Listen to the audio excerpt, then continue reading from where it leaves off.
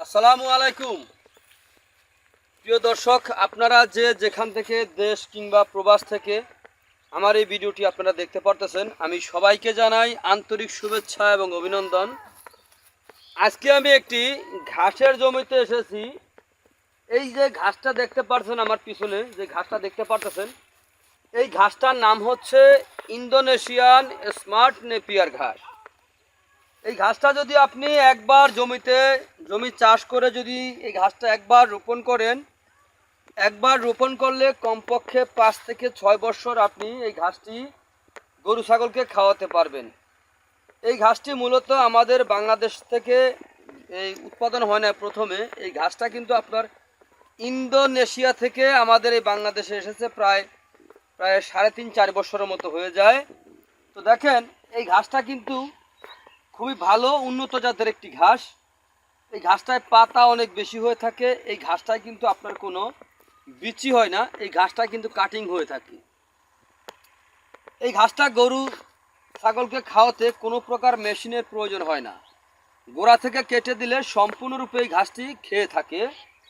তো এই যে দেখতে পাচ্ছেন, যেখানে এর নিচে যে শুকনো কিছু এই যে দেখতে পাচ্ছেন এখানে, এই যে শুকনো যে পাতা দেখতে পাচ্ছেন এখানে, শুকনো পাতা, এই শুকনো পাতাটা কিন্তু আপনার গরু কিন্তু ধানের যে খ্যার হয় খ্যারের মতো কিন্তু খেয়ে থাকে। এই শুকনো পাতাটা, এই শুকনো পাতাটা শুকিয়ে যায়। এই পাতাটা শুকিয়ে যাওয়ার কারণ হচ্ছে, এখানে আমরা যেই ঘাসটা রেখেছি এখান থেকে আমরা কাটিং সংগ্রহের জন্য রেখেছি। কাটিং যখন আপনার পরিপক্ক হয় তখন আপনার এই পাতাগুলি শুকিয়ে যায়।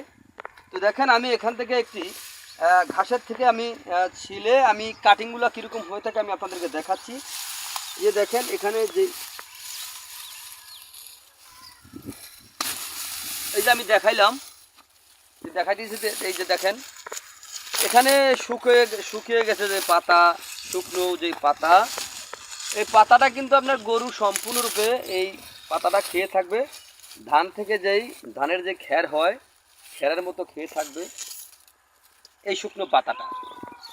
আর এই যে এখানে দেখতে পাচ্ছেন শিকড়ে কিন্তু সম্পূর্ণ ঘাসটা কিন্তু দেখেন কিভাবে আটকিয়ে রেখেছে। এই দেখেন গিটগুলো কীরকম ঘন ঘন গিট দেখতে পাচ্ছেন না। গিটের ভিতরে দেখেন এই যে অঙ্কুর রয়েছে, অঙ্কুর দেখা যাচ্ছে গিটের ভিতরে।